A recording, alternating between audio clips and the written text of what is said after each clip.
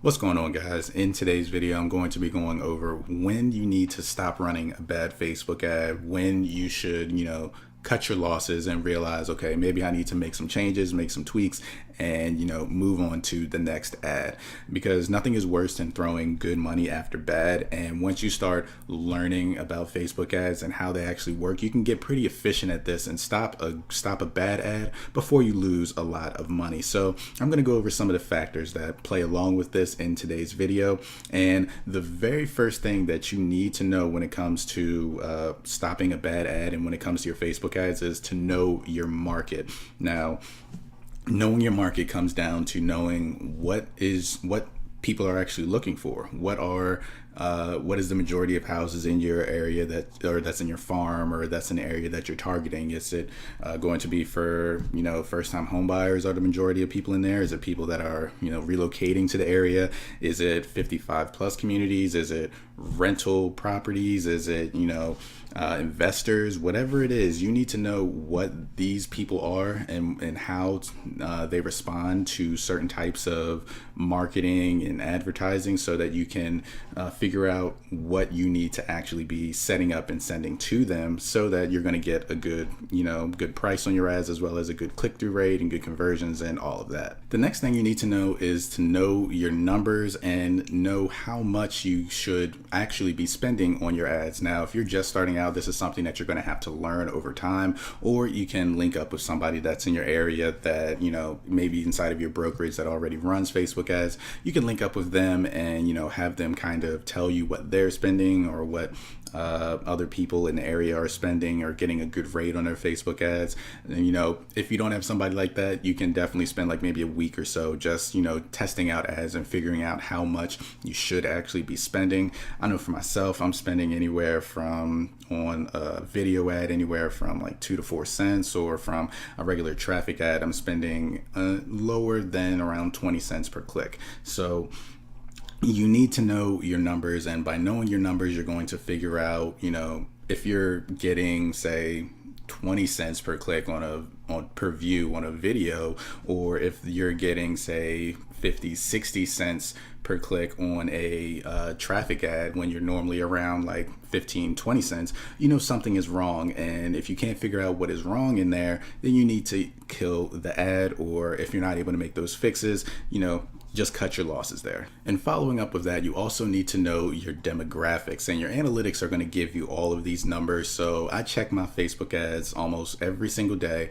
so I know exactly how my ads are performing, so that I can know what I'm going to be doing in the future, based off of time period, based off of ads, based off of multiple different factors. But the main things that I like to know are who's clicking on my ads, as far as men versus women, and as far as age groups. Now, these are some of the ones that you can change over time based off of how your ads are performing. I know for myself, I usually get a lot of women that are clicking on my ad, and usually women that are in between, say, their 30s to their mid 40s. That's my sweet spot. Those are the people that click on my ads the most. So if I know I'm not hitting that target group, and say I'm getting men ages like 45 to 55 or something that are clicking on more than anything else, I know something is either wrong with that ad, or that ad I need to target more towards that group as opposed to the women, because I'm not getting them. So knowing your target demographic and who is normally going to be clicking on your ads, that is, something that is going to help you determine what is going wrong with your ad, if anything at all. And finally, talking about analytics as well, you should also pay attention to, how many clicks, impressions, and leads you're getting. And that's going to give you a lot of good information as far as whether it's your ad that's bad, or whether your landing page is bad. So say you have an ad that has a good amount of impressions but no clicks, then that means that your ad is being shown to a lot of people, but those people aren't enjoying your ad. They don't like your ad, so they're not inclined to click on it. So you should know that, you're wasting losing your money at this point if you have your ad set up for impressions as opposed to clicks.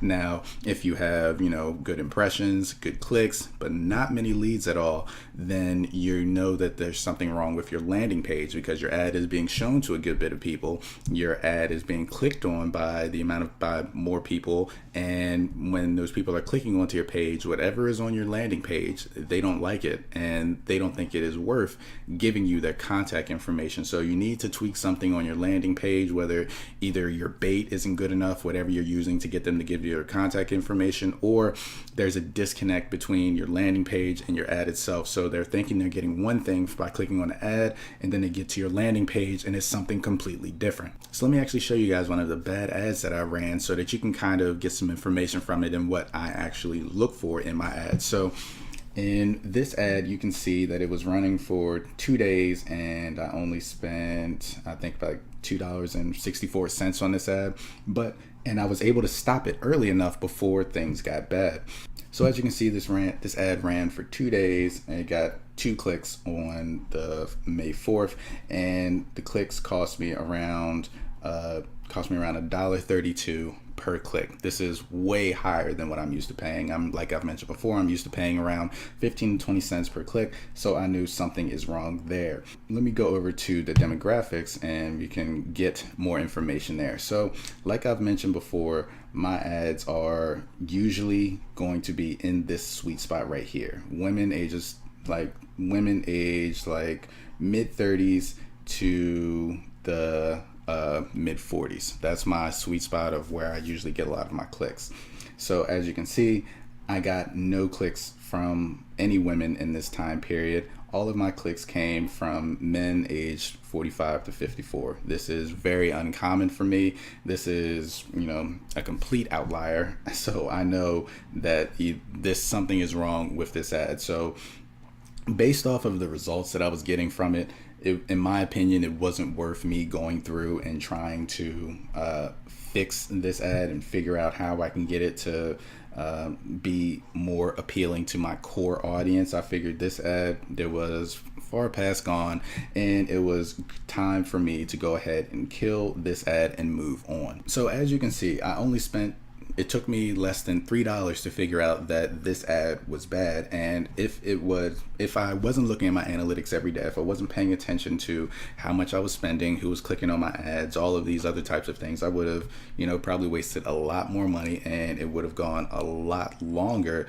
with, me not having this information, so that then I could create a different ad that performed a whole lot better and was actually getting me more leads. So pretty much that's what it is when it comes down to, stopping a bad ad: knowing your market, knowing your demographic, knowing your analytics. And that's going to stop you from wasting a lot of money and save you a lot of time. If you have any questions, leave them down below. We'll be down there answering all questions that you may have. If you're new, be sure to subscribe so you're not missing out on any new content that we have. If you like the video, be sure to leave it a like, and I'll see you in the next video.